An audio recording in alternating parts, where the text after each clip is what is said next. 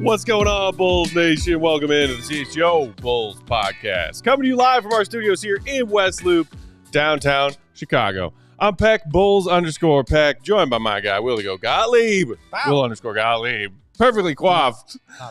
Big Dave has safely arrived in London, y'all. So that's good news. He's on a booze cruise on the River Thames right now, or at least he was like about an hour ago. How nice for him. I'm so happy for Dave. Me too. Today's show is, of course, a Sunnyside Thursday. Visit sunnyside.shop for bright buys every day, including 50% off your first 3 online purchases.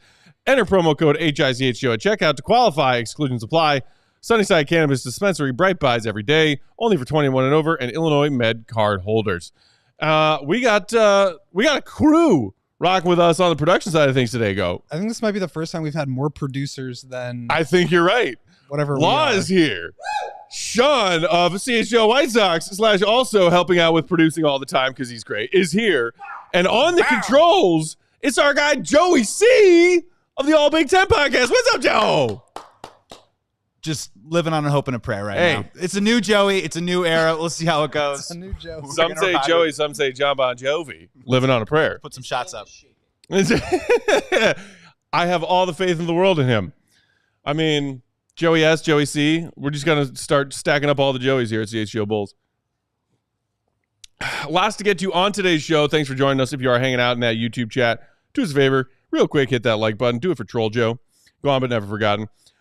We got updates from practice that Goat was at earlier today. We will get to some of that stuff.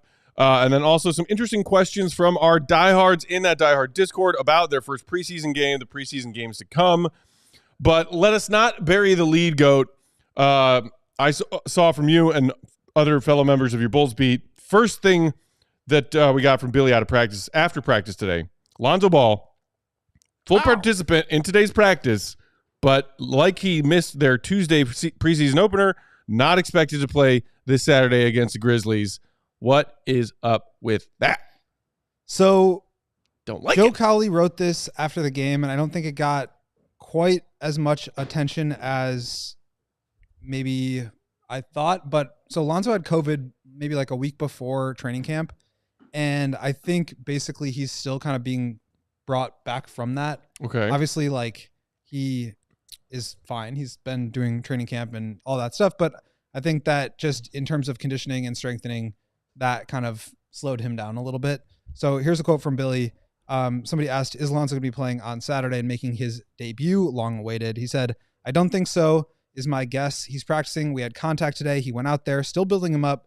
I think coming off COVID, his strength, just making sure he's as good as he could be, but I would not anticipate him playing. And again, if something changes, then fine. But as of right now, I would not anticipate that. So I think that Lonzo said it, like at some point he's going to play in preseason. Billy kind of alluded to that the other night before the game, saying he was going to play at some point during preseason, but we're going to have to wait at least one more game. I mean, obviously this is frustrating news for Bulls fans who have been waiting not just through these training camp practices with bated breath, hoping for positive updates on Lonzo, and they have all been positive updates on Lonzo participating in basically all elements, including 5-on-5 scrimmages of these training camps. We've been waiting for 2.5 years for Lonzo to come back. So obviously it's a lot of buildup. It's a lot of frustration when we're thinking, okay, maybe let's not rush things. He won't play the first preseason game, but we plan on him playing at some point in the preseason. And I don't know if you saw this from Jamal Collier today ago, but there was like all of the ESPN reporters covering all the different teams column that came out earlier today. There was like a push notification on my ESPN app of like one big question looming for each team as we're, entering through the preseason action. And Collier's little tidbit about the Bulls was about Lonzo. And he said in that tidbit that like Lonzo's not expected to play at all in the preseason. Did you notice that? I don't know if you saw that from Collier. And I don't know if that's Collier getting mixed signals or his wires crossed, because I thought what we had heard, from your reporting and others when he was a scratch for the game against Cleveland on Tuesday, that like he's not playing tonight, but he will play at some point in the preseason. That was my impression. I didn't see what Jamal had written. Yeah, I don't know. I mean, I think like part of you feels like, well, maybe they're like saving it up for like a special occasion or something. Like they want to bring him back at the United Center, but then he's not available to play on Saturday for the home opener of the preseason. You don't want to put too much pressure on him to where like he's coming back in his first game and now you're asking him real minutes. Like, this could be a good opportunity to like get him out there. And so, yeah, it makes you wonder if like everything's okay. Obviously, like the COVID was a couple of weeks ago at this point. You would expect him to have recovered by now. Yeah. So maybe it's the knee and they're just being as cautious as possible. Maybe, they just, it doesn't seem like it makes sense to me for them to basically indicate that he is going to play at some point soon when they're not confident that that's actually going to happen. Like last year, I think they did a really smart thing, which was rule him out after the draft. Yeah, from the get-go. From the get-go, Lonzo's not playing this year. And so now to talk about him potentially playing, and it's not like they're putting pressure on him, but like by saying that, there's an expectation. And with an expectation, you have assumptions, you have some pressure. There is a thing that's imminently coming. And to, to avoid that or, for whatever reason, not saying that they just don't want to play him. I think that just kind of, it builds, that pressure builds. Yeah. And not to beat a dead horse, but again, this is why Bulls fans have issues with this stuff. When it comes to injury updates on players who are making their way back, Derrick Rose has been medically cleared to play. Okay, well, where is he? Those scars are retired. What? Derrick Rose retired. He did retire. he is. I don't know if he's medically cleared to play, but he has officially retired. He's done. But again, that's like, why does it always have to be this confusing and this frustrating? And maybe it's the conditioning thing. And from my understanding, and I thought he had COVID like towards the end of summer, but maybe it was more recent than that. And he's, because of that, still working on conditioning. I think it was end of September. Okay. Well, so then that is a recent bout of COVID, and maybe that's part of the reason why with conditioning. But then here's my counter to that as just a frustrated, impatient Bulls fan. And look, I also I want the kids to play. I want Lonzo to make a comeback, but I want the kids to play. If Lonzo doesn't play, it's not the end of the world to me as a Bulls fan, bigger picture. But if you're trying to ease him into things and we got to make sure that everything goes gradually. Preseason game seems like the perfectly logical next step. We want Lonzo to feel ready to play 5-on-5 real NBA action in a regular season game. First one's around the corner, 2 weeks from yesterday, October 23rd. Why not use the preseason? Yeah, you look as a test run. Isn't that what the preseason is here for? That's exactly what the Lakers did with Bronny and LeBron. It's like when you put so much pressure onto this idea of this thing happening, and then if it doesn't happen the right way, or if it doesn't happen right away, people get frustrated with that. And so I understand people are excited to see Lonzo, and I think they will see him. But it's a little strange. But I don't think there's any reason at this point to think anything other than what they have said, which is that he's still they're working him back into shape after the COVID, after obviously 2.5 years off. And I think they're just being really cautious with him. So that's the working assumption and hypothesis for now.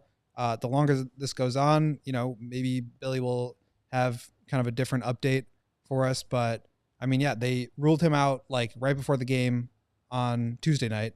And now they basically ruled him out today on Thursday. Several days in advance before the Saturday game. In advance. So who knows? Well, I guess that means at least the Silver Lining Bulls fans don't have to wait around for the next 48 hours to wonder whether or not Lonzo's going to play. He's now playing Saturday. So after the Grizzlies game Saturday, they have 3 preseason games remaining? Monday, Wednesday, and Friday the following week. If he plays in none of those, then you have to start to wonder what's going on. Yeah, but then you also have the start of the regular season, and maybe they just don't want to put too much on him before the games actually start, and you want him to get out there for the games that actually matter.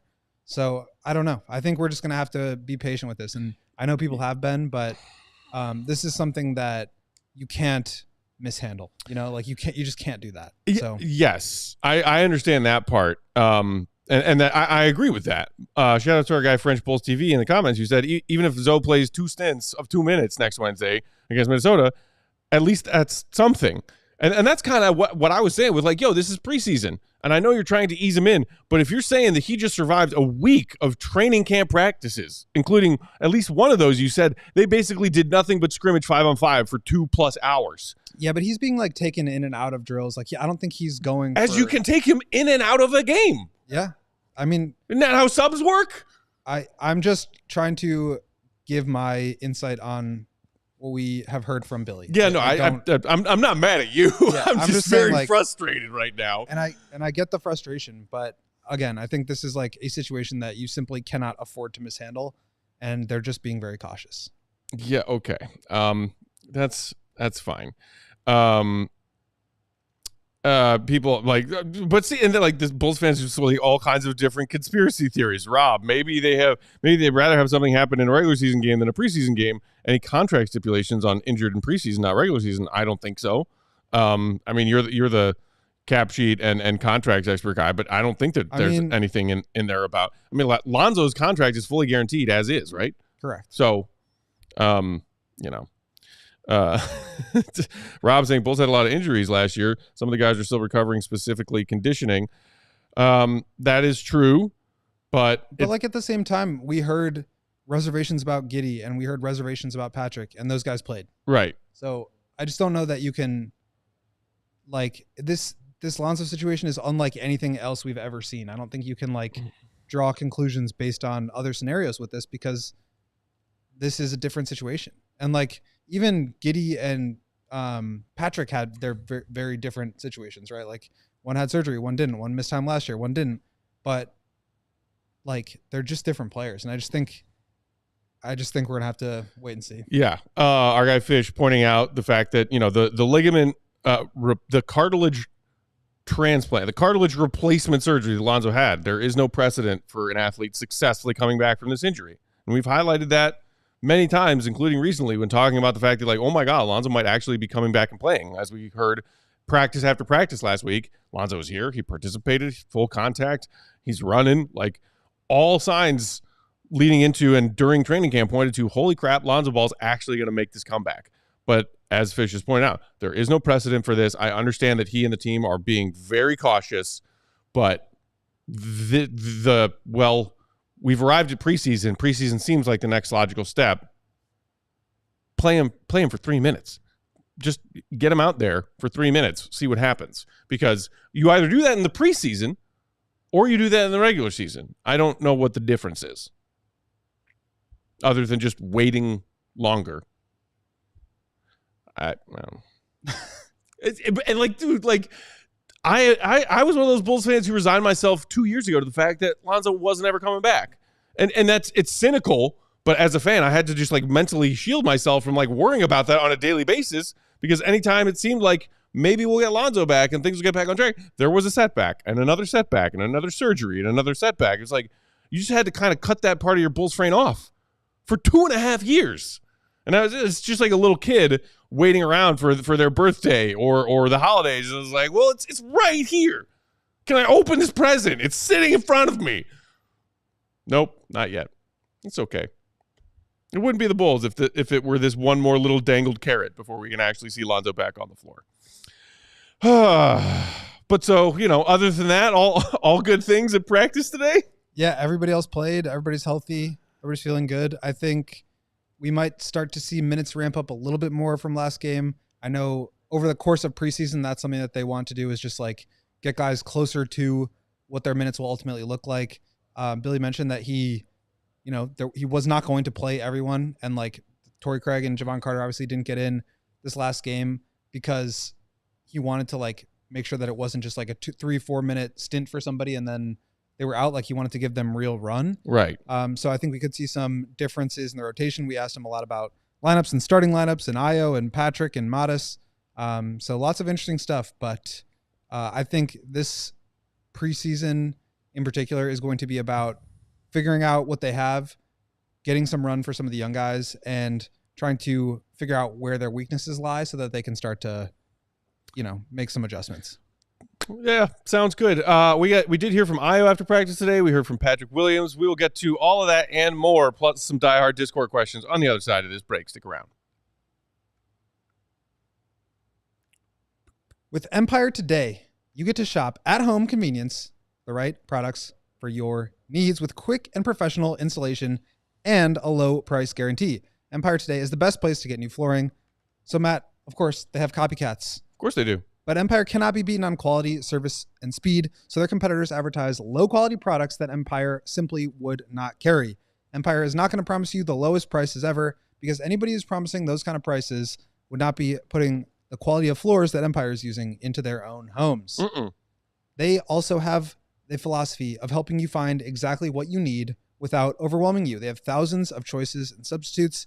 What they leave out of their selection is as important as what they put in. Empire's product team exhaustively combs through thousands of product samples each year to find the perfect styles. And then once you find a style you like, you check out their virtual floor designer. It is a great way to see what that new floor will look like in any space. It's easy. You just take a picture and you instantly see how the new floor looks in your room.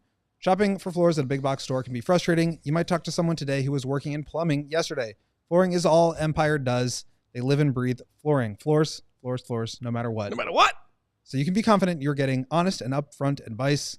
They also pride themselves on convenient shop-at-home services. They help customers shop for floors where they get their own floors so they can see exactly what those look like in their own homes with their own lighting and decor so they can make an informed decision. So schedule a free in-home estimate today. All listeners can receive $350 off when they use promo code CHGO. You guessed it, CHGO, promo code $350 off. Restrictions apply. See empire.com/CHGO for details. 588-2300. Joey! Empire? Today. There you go. There you go, Joey. Keep him on its Who put a question mark in the teleprompter? Today's show also brought to you by our friends at Shady Rays. Get ready for the beautiful Chicago fall season ahead with quality shades built to last. Our friends at Shady Rays have you covered with premium polarized shades that won't break your bank. Shady Rays is an independent sunglasses company offering a world-class product rated 1, 2, 3, 4, 5 stars by over 300,000 people. Their shades have durable frames and crystal clear optics, making them perfect for both your outdoor and, as you can see right here with this beautiful mug, your indoor advenciones. Trademark Big Dave. They've got hundreds of options to choose from, so you're bound to find a perfect style and a perfect pair to match you. They probably have a style and a color in your favorite team. Check it out. Find one. Pick it. And then enjoy them. Also, of course, there is that beautiful Shady Rays replacement plan. Don't sweat it if you lose a pair of shades, if you have a pair of shades that breaks, because the most insane protection plan from Shady Rays is here for you. Every pair is backed by lost or broken replacements. If you don't love your shades, you can exchange them for a new pair or return them worry-free within 30 days. There's no risk when you shop. Their team always has your back with personal and fast support. Many Shady Rays pairs lost and or broken, because I'm like that. Many replaced on time. Great customer service. Exclusively for our listeners, Shady Rays is giving out their best deal of the season. Head to shadyrays.com and use promo code CHGO for 35% off your pair of premium polarized shades. Try it for yourself. The shades that are rated 5 stars by over 300,000 people. Think Big Dave remember to pack his Shady Rays in foggy London town? Might not need them, but Big Dave is. He brings them everywhere, though. But he oozes that vibe of like, I'm so cool. Like I'll it might be like foggy and rainy in London, but I'm still gonna rock my Shady Rays. He also, I think, brought 2 pairs to Vegas. So yeah, I think he's just rocking them always. Do you guys have the update for Big Dave over there in London? You want to throw that up on the screen? There it is.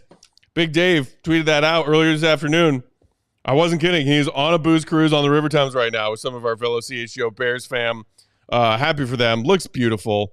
Yeah, like a packed booze cruise boat of Bears fans. I saw a video. I can't remember if it was CHGO Bears or CHGO Sports account that tweeted out, but like there was a chant of what looks like 100 Bears fans just taking over London, man. And we're still 3 days away from kickoff. Gosh, what a fun trip they're all having. You know, I've been thinking a lot about this, about how we've been saying, oh, Dave's so lucky to be there. I think London is so lucky to have Dave. I think the CHGO Bears crew is so lucky to have Dave there. This is true. That's how I feel. I think I actually saw our buddy Cody from CHGO Cubs say something like that on Twitter the other day. He's like, oh, man, London's so lucky. Like they're all about to figure out how awesome Dave is. Because I think Big Dave said in his first tweet, hey, London, nice to meet you. I think this is his first time in London. So I've never been. How lucky for them. Come back home to us, Big Dave. Have a wonderful time and then come back home to us. Have a wonderful time first, though. Before we dive into what we heard from Ayo and Pat after practice with their media availability go, just to kind of like wrap up the injury stuff. Josh Giddey did play in the preseason opener Tuesday night. I assume no news is good news on that front, and we should expect him to be out there and maybe also again in the starting lineup on Saturday. Billy said everybody else was good. He did say that like he's not committed to necessarily sticking with this starting lineup. Not beholden to any lineup, as Dave likes to say. Trademark Big Dave. I don't think that means that he's going to change it, but I think he's open to it. And so, he's going to have to be flexible there. And obviously, we've started to have the conversation. Bulls Twitter has started to have the conversation about, well, Ayo's maybe one of the best players on this team. Does he need to be in the starting lineup? And if so, who do you take out? Right. Modas, that's a dude who might need to be playing a lot of minutes. Like, could he make a push to be starting? Mm-hmm. I think Billy was kind of pumping the brakes on that one, but it does seem like, again, I'm not saying that there is going to be a change, and it would be, I think, still more surprising at this point if there was, but Billy is not beholden to any lineup. And speaking of Modas, that was lots of what Patrick was talking about after practice today. I saw some of the quotes that you shared in our Bull Sack earlier. Pat being asked about Modas is very interesting to me. And I know that, I'm sure you can expound upon it further, but one of the questions was something about, like, do you feel like, Modas has been challenging you in these training camp practices, and his impression on Modas's minutes in the first preseason game? Because I was sitting here on Tuesday night saying, hey, everybody, just brace yourselves. This is an overreaction. But if I see Patrick Williams play like that one more time and Modas Buzelis play like that one more time, freaking start Modas and bench Pat.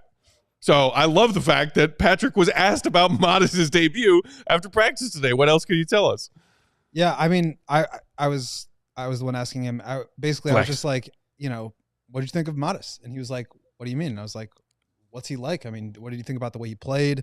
What do you think about his personality? And he was kind of just talking about, the way that he looked and like the way that he came in and just was really aggressive. And I think that stands out to a guy like Patrick. Is just like, this guy comes in and he has no fear of anything. And he's just going one speed. You obviously, and he said this, Zach has said it, Billy has said it, like, obviously the athleticism is there. That pops. But he's doing all this other stuff. I think that is pretty exciting. And so, Modas, I think, is, catching some good vibes around the team. Here's a couple of quotes. He said, I don't think he's ever going to shy away from the moment or shy away from any challenge that he has. No. So just seeing him in training camp, he's ultra talented, 6'10", 6'11", and to be able to do the things he can do, I think you'll just kind of need to see more what he has going forward this season. It's hard coming in as a rookie and playing your first game and having some nerves, but I think he played extremely well. It's every day with him, meaning like his aggression and competitiveness. He never shies away. He's always the first one to say, I got Pat, and I'm always the first one to say, I got Modas. It's always good when you have a young guy like that, and I can come in and wants to be in the moment, wants to fight, wants to compete, and that's all we're asking of him. So, and then I was like, well, so are you guys guarding each other? Like, are you guys going at each other? Is he pushing you? And it was just kind of interesting to one, feel Patrick's confidence in himself, which has never wavered. Like, I think to a point where some people are like, okay, why are you so confident? But Patrick is a very confident guy. And, I think he has relished going against guys like DeRozan and Zach in competition. And I think he's enjoying going against Modas because Modas is obviously pushing him, but I think it's also giving Patrick like a lot of, confidence in his own game. And I think the other thing is like the flashy plays, the highlights, the, Modas getting switched onto Darius Garland and Donovan Mitchell and getting stops, closing out the game with a good contest and not fouling. That stuff stands out. I think what Billy said and what Patrick kind of alluded to is like Patrick's got 4 years of experience on Modas. And I think a lot of the on-ball stuff, like if you're just watching the ball during a possession and you see Modas make a play, like that's great. It stands out. But there's a lot of stuff off the ball that's happening in terms of positioning, timing, where to be, when to be, understanding the plays that I think Patrick is still very much ahead of Modas at this point. And that's to be expected, right? I mean, Modas has played one preseason game in his NBA career. But I think the foundation of what Modas has, and once you start to add some of that experience, you're talking about a very exciting player that I think a lot of people are, happy is in this organization. We'll see what we see, and we'll see how many minutes Modas gets through the remainder of these preseason games. But I think the headline, if you were sifting through Bulls Twitter and, interacting with other Bulls fans on Tuesday night and then into Wednesday morning, was Modas was the headline, man. The way he played in those minutes, Bulls fans are looking for things to be excited about in what we know is going to be a sort of, I guess you want to call it, transitionary season. And you need things to be looking forward to. And Modas certainly gave Bulls fans a big dose of that on Tuesday. So it's interesting to hear Pat talk about him like that. Juan in the comments saying, I'm just so concerned P. Will is so willing to let someone else start over him. And again, you just said it, Pat's never wavered in his confidence and his abilities in the NBA.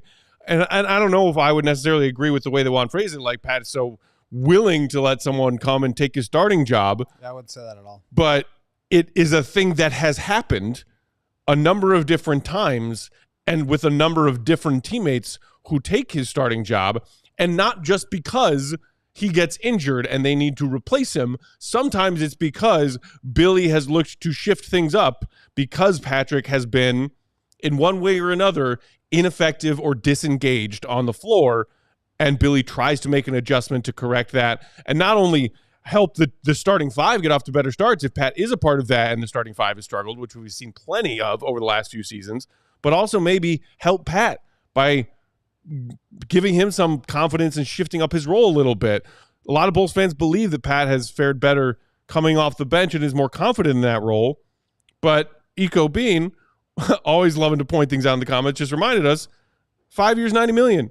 Like, that does not sound like somebody who the Bulls want to be in a role where he's healthy and he has every reason and opportunity in the world to go out there and ball, but it looks like he's better suited coming off the bench. A guy we just signed for $90 million in 5 years. So I don't think that Patrick is like better suited to be off the bench versus better suited to be a starter. I think Patrick just needs to do stuff better.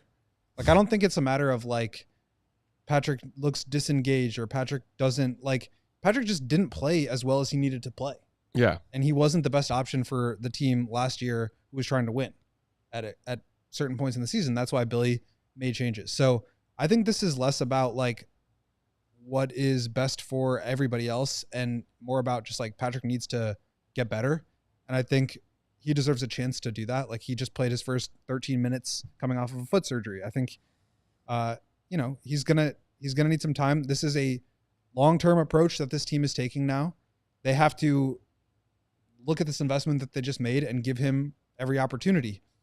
Now, does that mean that Mata shouldn't play? Absolutely not. And in fact, I think they would look really good together. And I would love to see them play more together. Patrick and Zach, both guys coming off of the surgeries, did not play as many minutes as Kobe, Vooch, and Giddey in their last game. But I don't know, man. Like, I think Patrick just needs to get better, and I think Mata's gonna push him. I don't really think it needs to be any more complicated than that. And in fact, I think both of those guys would play great together. You'd have more length. You could have more perimeter-oriented play. You have two guys that can help slide over and protect the rim. You get more shooting out there with Patrick being like one of the few catch-and-shoot guys on the team. I would like to see that. But then you have questions about, okay, well, then who are you taking out of the backcourt? Because right now you're playing three guards and you're trying to find minutes for Ayo, and we can talk about him. But I think it becomes more complicated. But I know we got to go to a break, but I want to share a quick story after we get back from that. Let's do that. That's coming up next, plus some diehard questions on the other side of the break. Today's show brought to you by Circa Sportsbook. Football is back. Thank the good football gods. Whether it's pro or college, the app to bet football is Circa Sports Illinois. Circa Sports, it's sports betting the way it should be. Circa Sports Illinois has high betting limits, low holds, and exceptional customer service. Bet on all your favorite teams in every game this season. Spreads, props, futures, and in-game betting. Circa Sports has it all. We got some Thursday Night Football action. I think it's a divisional game. Seahawks-Niners. Really looking forward to watching that one. Seahawks are actually the team that's 3-2. Niners off to a surprisingly slow start at 2-3. I'm going to be putting all kinds of bets on that game because there's all kinds of great talent on both sides of the ball there. Kenneth Walker, DK Metcalf doing their thing for the Seahawks. Obviously, Ayuk, Debo, and that whole crew rocking for the Niners. God, I love betting on football. So fun. Also, tons of big stuff on the college slate this week, including number 2 Ohio State taking on number 3 Oregon. Hey, Big Ten Joey, Ohio State, Oregon, what you got? Ohio State's going to cover. There you go. Take it to the bank. There you go. Take it to the bank. There you go. Ohio State's going to cover. So says our host of the All Big Ten podcast, Joey C. himself. Take it to the bank. Where's your bank? It's at Circus Sportsbook. Download your new bookie today at circusports.com. Must be 21 and over. Gambling problem? Call 1-800-GAMBLER. We are sponsored by Chicago Sports Network, the new home of the Blackhawks, Bulls, and White Sox. CHSN will broadcast more than 300 live games this year across the Hawks, Bulls, and White Sox, and will feature a new lineup of original Chicago-focused sports content. They're also bringing Chicago-based, Chicago-built, and Chicago to the core. And they're bringing it to every corner of Chicago across 77 neighborhoods and beyond. We were watching the game, obviously, the other night on CHSN. We had our antenna out. I know people are having maybe some trouble trying to figure out what the best way to do it. Recommend doing that. If you don't have one, you can go buy an antenna pretty cheaply. You set it up, channel 62.2 or 62.3 if you are in Chicago. But they've got deals with DirecTV, with Uverse, and Astound, which is RCN. Right.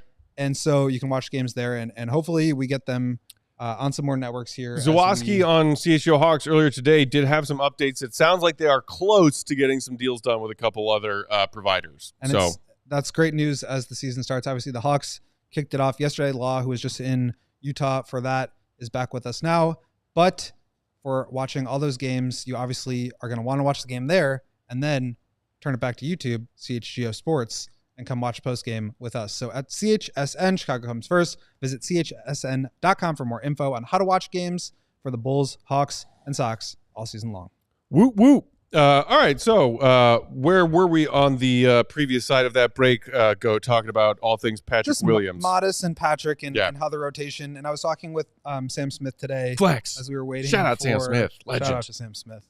One of just my favorite people to talk to. He's the coolest. I made him autograph my copy of the Jordan Rules the first time I met him, and he was happy to because he's awesome. Who was he being introduced to? Casey was like introducing him to a new CHSN employee, Alex Shapiro, and he goes, "This is Sam Smith. He's a Hall of Famer. Just ask him." Sam was like, so that tells you about their relationship. Hall of Famer. I'm very lucky to be on this beat. There's some really just hilarious people and great legends of KC gonna be a Hall of Famer himself someday. Just the best. But anyway, Sam was saying that he really thinks Modas should start this year. And I said, okay, pitch me. And he said, let's go. Yeah. And he said, I mean, this team is headed the direction that they are. And youth movement. The whole point is to like kind of build in the draft, right? You want to build your draft equity. And the way to do that while still keeping the fans entertained is to give them what they want and to help, entertain them. And Modas is that guy. Like, he's going to be entertaining. He's going to be the one that fans want to see. He's the shiny new toy. Thank you. And I thought it was a really good point. And also, like, I think he would make Patrick better because he could guard some of the fours. He could allow Patrick to be more on the perimeter. And I think Patrick can be a 3 or 4 in today's NBA. Like, I don't really think those are different, but I think it helps him. It would make being a 4 easier on Patrick if he had a 3 like Modas, or vice versa. Yeah. And so I think that could be fun. But then again, you have the questions about, okay, well, is Zach coming off the bench? Is Kobe? Is Giddey? And then what happens with Ayo in their minutes? So we were kind of asking Billy about that too. And he was saying, like, the pace that we're trying to play this year, I don't think guys are going to be able to play 9-10 straight minutes. Like, they're going to need a break a little bit sooner than that. And so I think there's going to be a lot of different rotations, a lot of different lineup combinations. We're going to have a lot of fun breaking all this down. But I think Modas is going to play. Well, so speaking of that, and maybe shorter stints in Billy's rotation because the guys are playing fast, and the Modas Patrick stuff, the Ayo stuff, let's use that as a jumping point, and also use Austin's question from the Die Hard Discord as a jumping point to get to what we heard from Ayo after practice today. Austin in the Die Hard Discord, shout out to all of our diehards, said it's safe to assume Ayo's coming off the bench, but is he a lock for 6th man, or is it more likely that Jalen Smith is the first sub most nights to keep Vooch's minutes low? Because when you're talking about guys who can keep the pace of this new up-tempo Bulls offense, Vooch, the wily old vet, you got to assume is not going to be able to do that for 9 minutes straight, as you were just alluding to. So what do you make a whole like Ayo 6-man question, and then also maybe shrinking Vooch's like pattern in the rotation? So 6-man to me is kind of like positions. Like it just doesn't really matter anymore. It doesn't really work that way because as guys come in the game, it's like nobody's just, you're not like bringing Ayo in after 3 or 4 minutes and then taking somebody out and letting Ayo play with the rest of the starters. Right. It's like and like swapping for 3 his or 4 guys out. For his stint as the Bulls head coach, Billy has at times made one early sub in the first quarter, but he's also gone with the strategy of waiting a little longer than subbing 2 guys in off the bench, 6 and 7 at the same time. Yep. And I think that's kind of the idea. So maybe it's Vooch and Zach, and you want to get younger guys in there, and you go Ayo and Jalen Smith. I think we're going to see some smaller lineups this year where Patrick and Modas are at the 4 and the 5, and I'm very excited to see that. So I think in terms of like the actual pecking order, TM trademark, I don't think that really matters, but I do think that Ayo's going to play a big role, whether he's starting or coming off the bench. I think Jalen is going to be, there's going to be kind of a minute share, obviously, and he's going to be mostly the backup 5 to Vooch. But yeah, I mean, I think all these guys are just going to play a lot because of the pace that they're trying to play. You're going to have to get subs in. Right. So Tuesday night, I was screaming, start Modas over Pat. And I'm glad Sam Smith is too. I'm glad to hear that. But I think most of what I heard, like straw poll, if I had to assemble all the takes I saw on Twitter, all the takes I saw in our comments on Tuesday night's post game, as far as like, should Billy switch up this presumptive starting 5 that we've been talking about since the Giddey trade and since we all learned that Zach was still going to be here, Vooch was still going to be here, of Kobe, Zach, Giddey, Pat, Vooch. The one I heard the most was start Ayo over Giddey. And we talked a little bit about that being like, well, because of the optics of they went out and got Giddey in a trade, they targeted Giddey in a trade. He clearly is a big piece of their future plans. They better freaking believe that he's a big piece of their future plans as they make their way through this season, because then you have to sign him to a brand new contract at the end of this upcoming season. But that's the take I heard the most, Goat. Bulls fans watched one preseason game and said, Ayo's better than Giddey, start Ayo. And a similar question was posed to Ayo himself after practice today. Yeah, I mean, we just not the you're better than Giddey part, but just about starting. Yeah, and he said like, where's the quote? He said, of course that's the goal. You know, I wouldn't sit here and tell you, you know, I would just wake up and say, oh, I'd love to come off the bench, because as a competitor, you never want to have that mindset. But it's all about winning games. If that's the route we're going to go, starting Josh, Kobe, Zach, Vooch, and Pat, I'm all with that. I'm all with trying to help the team win. I'm trying to do whatever it takes to help a team win. And just knowing, like I said, having that trust, having that faith that whenever coach brings me in, that he understands that he can rely on me to do the right things and be aggressive and just be an extension of the coach. So I was like the ultimate team guy. And as we talked about, like, no matter who you say you want to start, somebody's got to come out in order for that change to happen. And right now, like, I was the one that you're having to tell, like, sorry, you're not in the starting lineup. And, you know, I think it really comes down to like how much do like the Bulls want to commit to this identity of running and playing fast and having like shooting and floor spacing. I think Ayo can obviously fit into that, but if you're going with like this all out offensive scoring thing around Giddey, which I think is like the right approach, you need to have a lot of shooting around him, then Kobe and Zach make sense. But at the end of the day, like, Zach is the one that's not in the future plans. So at what point are they able to move him? At what point are they able to just say like, look, we're not going to be able to move you anyway, so let's at least get the young guys in there. You know, it's kind of a challenging situation. I think the same thing can be said for Modas. Like, I don't think just because you want to start Modas, it needs to be Pat that comes out. Maybe it's Zach. Maybe it's Kobe. Yeah. Maybe it could be any of these guys.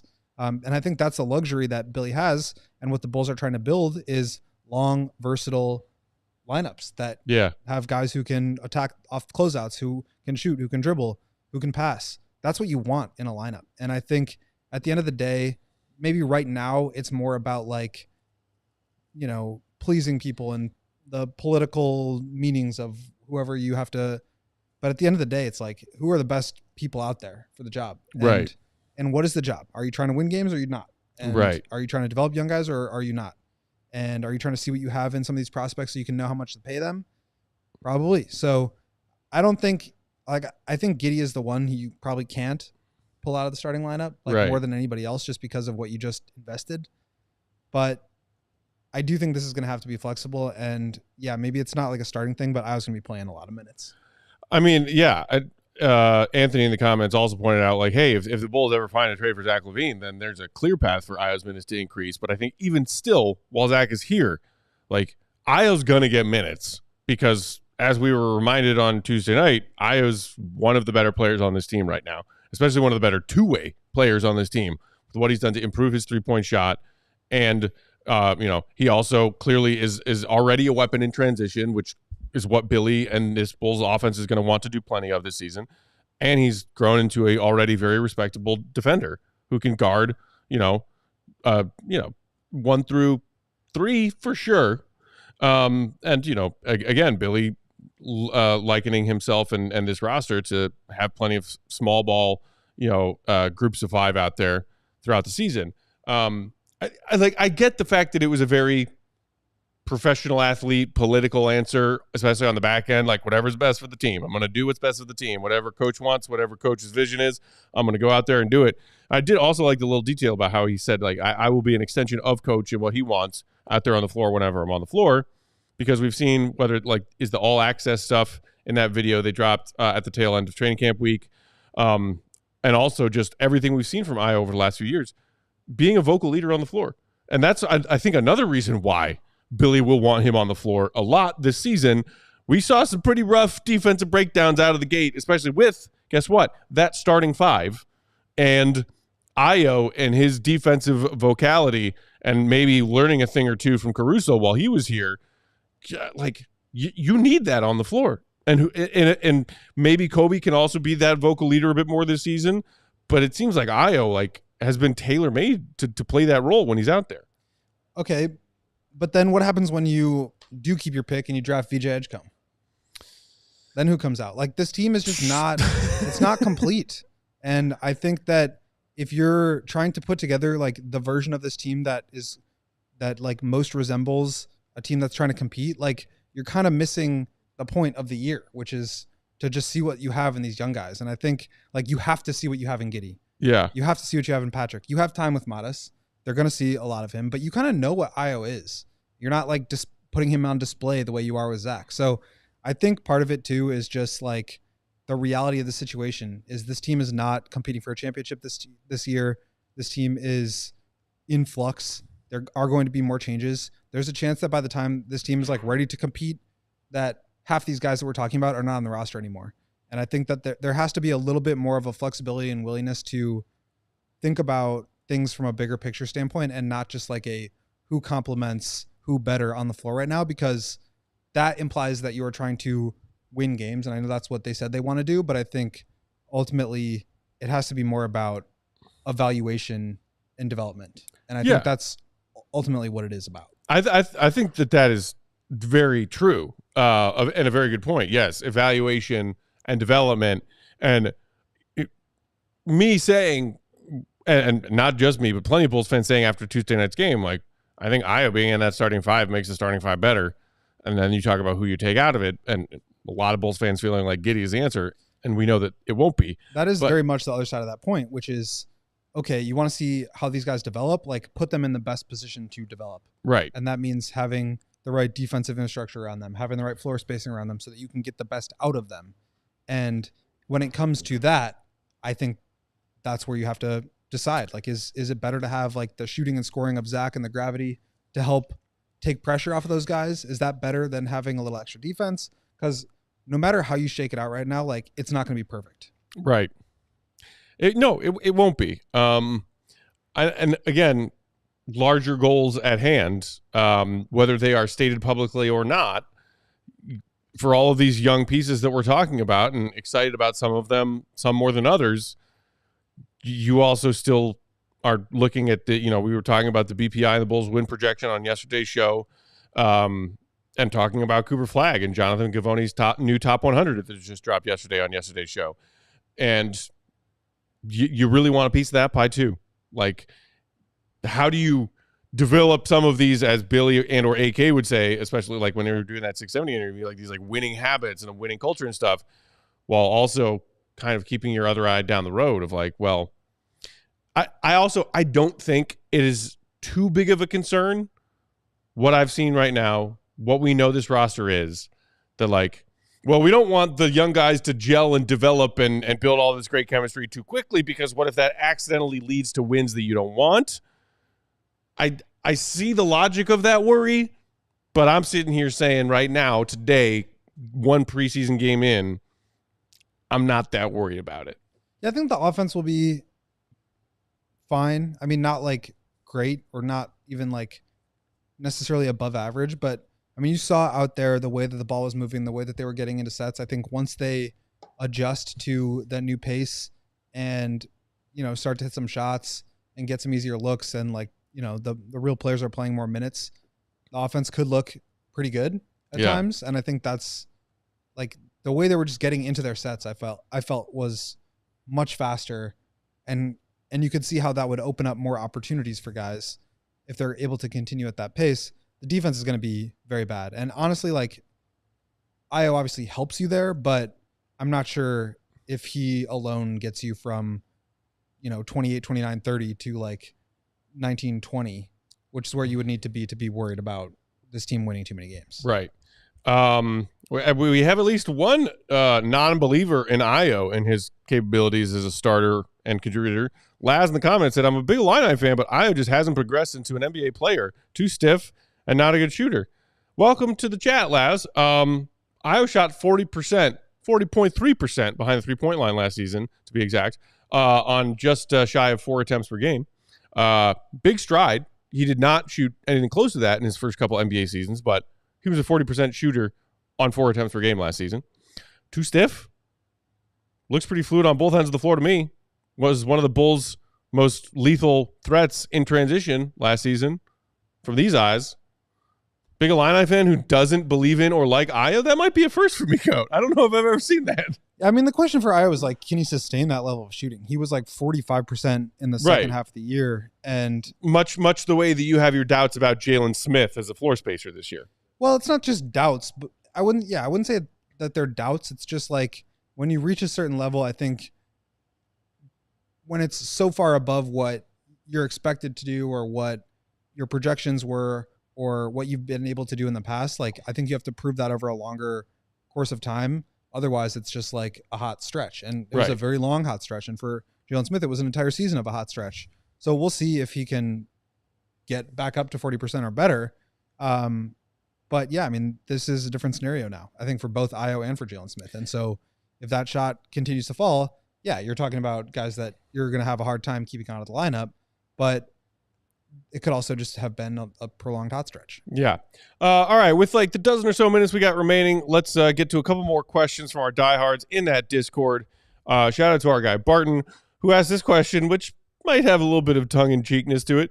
Do you think we'll ever see a respectable effort from Giddey on defense? Speaking of the Ayo versus Giddey debate, look, I saw some stuff from Giddey on the defensive end Tuesday night that was not great, not surprising. He did look engaged at times, and there were a couple of possessions, and some people were clipping him. I can't remember who. Somebody out there in the Bulls community had a couple of specific clips of Giddey on the defensive end that was like, ooh, awful rotations, didn't box out, didn't close out. It was rough. Do you think, because as he said at Media Day, I know I'm no Caruso. I'm never going to be any Alex Caruso on the defensive end. But he said the things about, like, I want to take pride on that side of the ball. When I was playing for Australia this summer, I made that a focus, taking pride in my effort on defense. A lot of defense is about effort, and we've talked about it with other players on this team over the years, Zach LaVine being one of them. Yeah, and he said it that was like one of the first things that we heard from him when he had his introductory press conference too, was like, I want to really dig in and become a good defender. And yeah, he's just going to have to work on that. Like, nobody on this team played well defensively in that last game, so I don't want to like single him out too much, but those are the questions that we have about him. And when you confirm your priors on that kind of stuff, like, it stands out a little bit more than like, somebody who's a good defender having a bad game. So right, it is on him to improve. I also think it's just going to be hard for all these guys to be motivated this year when the team is probably not going to be that good. The defense is definitely not going to be that good. And I think that kind of thing can spiral into a lack of effort and motivation that, is probably going to, at times turn into a low light here and there. Indeed. Shout out to Juan Miller in the comments telling y'all to show some likes. Yes, please. We like likes. 150 watching. Shout out to y'all on a Thursday evening when the Bulls aren't playing, but only 30-something likes. We can get that number up a lot higher. Let's do a lot better than that. Do it for Troll Joe. Do it for your fellow Bulls fan Juan in the comments who reminded you to be kind and give a like. Make sure you also subscribe in the meantime. Next question from our diehard Discord comes from our guy Gary, always hanging out in the CHGO chats of all kinds, saying, why is Kobe White playing more minutes than anyone else in their first preseason game? Did Kobe lead the team in minutes on Tuesday night? I'm just going back and looking at that now. I know he did play into the third quarter. He played 25 minutes, which was second most on the team. Okay. Julian Phillips led the way with 26 minutes. Sweet special boy. Yeah, I think so. The way Billy described it is like he wants to basically give the starters their like normal rotation for the first half and then probably not play them in the second half. Right. He mentioned he would probably play Vooch a little bit longer in the third quarter because Vooch wanted to do that. And Giddey, I think same story. You want to get him back in, and Billy even mentioned like he probably played Giddey for stretches that were a little bit longer than he probably should have given the ankle.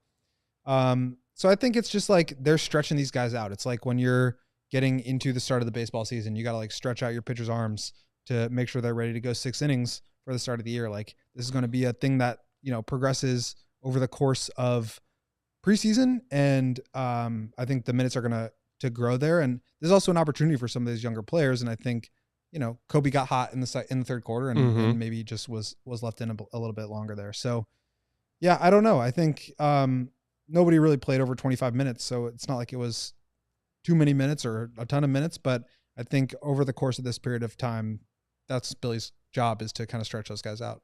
Yeah, that makes sense. I was a little bit surprised to see not only Kobe, but, Vooch out there in the third quarter of that game. I think Vooch specifically asked to play. Oh, Vooch asked to play? Yeah. Okay. Well, then, that makes sense. It'll be interesting to see if that is different in any way in this game coming up Sunday or Saturday night against the Grizzlies. Do we know from their side of things, like are the Grizz throwing their actual starting five out there out of the gate? They have played, or I think they're playing tonight. I think they've played a couple of preseason games at this point. Ja, I know, left at one point with an ankle injury. Right, he left with an ankle. So we'll see. He also had that crazy high-flying block in that game before he left with the ankle. Yeah, and I think he got like hit in the leg with a pass. Like there was a bounce pass in transition that like hit him as he was stepping down, and that's what tweaked his ankle. So hopefully it's not too bad. But yeah, I mean, I think that's kind of how most of these teams approach this. It's just like, how can we get our guys in a position to be ready for the regular season? Just looking at the box score here from the Grizzlies game, most of the starters are in the high teens, low 20s in terms of minutes. Okay. Marcus Smart and Desmond Bane each played 22. How many minutes did Edey play? Ego just mentioned Edey in the comments. Edey played 18. Ja played 18. Aldama played 19. And then off the bench, you have Conchar, Clark, Laravia, all 21. Laravia played 23. And then, Scottie Pippen, 18. Luke Kennard, 19. Jaren did not play. Junior. And then Scottie Pippen. Correct. Junior. My heart just had a little what? Scottie? Nope. And then other juniors, Jaren Jackson and Vince Williams did not play, but Vince got hurt. I don't know if Jaren was injured or not. And Gigi Jackson, the second, not junior.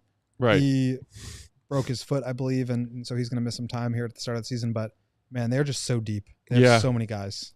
That they are. That's a tough squad. Everybody.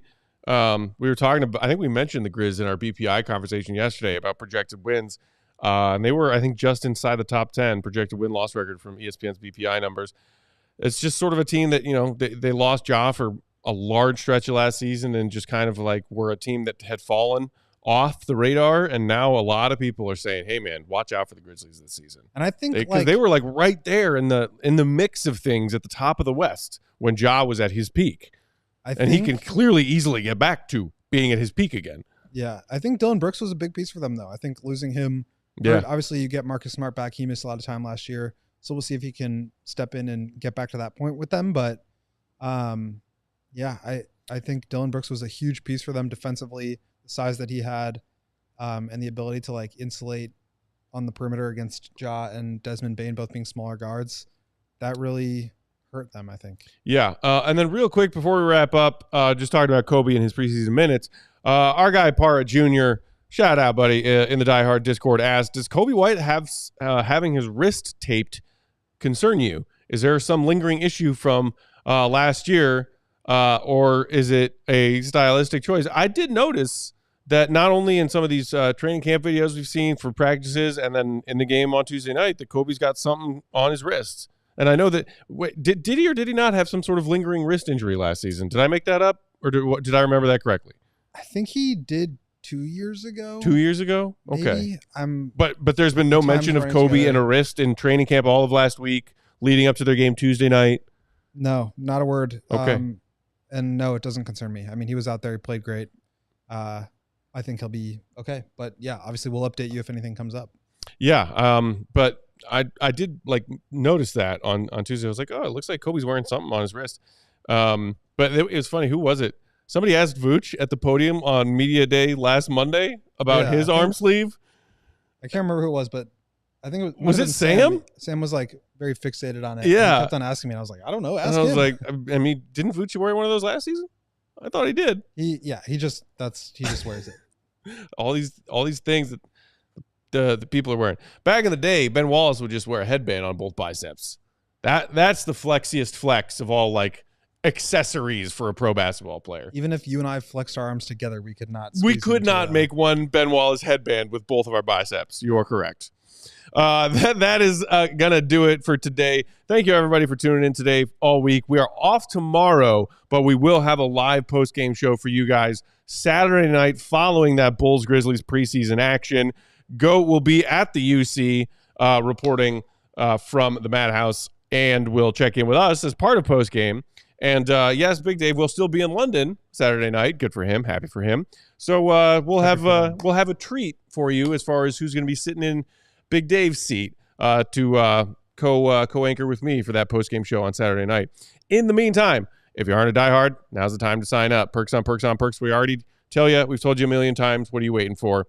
You could be, stomping around London with our guy Big Dave right now and have gotten so on a discount.